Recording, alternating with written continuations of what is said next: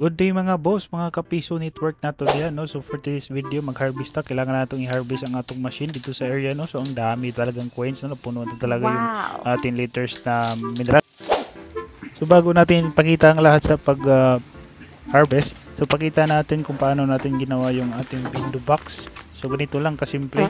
So yan, butas-butas lang sa gilid, tapos ayun nga dumating na yung materials natin para sa piso wifi machine. So kailangan natin buksan at titingnan natin kung kumpleto yung pagkaka-deliver.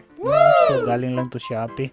Ayan, so na-open na natin. So meron tayong dalawang box para sa coin slot, meron ding SD card, tapos isang access point. Yan, so testing. Yan, so okay na. So okay na lahat yung mga binili natin. Meron din isa tayong outdoor antenna. So yun, goods na. Ayan, so yung mga binili natin na mga materials sa Shopee, so tinaod na natin sa box. So ayan na, so yan na yung kinalabasan. So medyo magulo pa yung wiring.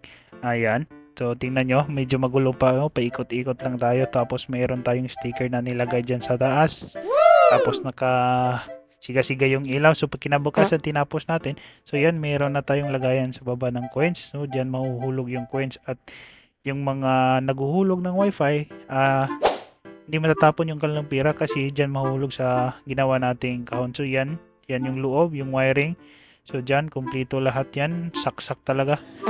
So yun, so nandito na tayo sa area at i-implement na natin. So after 1 month, pagkatapos nating matao dito, mataod-taod natin to sa area, pagkatapos natin yan, babalikan natin to after 1 month at mag-harvest na tayo ng mga coins. So yun, so pagdating ng isang buwan, binalikan natin yun, ito na. Kaya ra? Wow. Kaya sarado pa? Na, so isa ka sakong bugas. Isa ka sakong bugas. Di ara gyud. Pagkadaghan yun, isa ka Gata rin daw. si marag isa gid ka garapunos.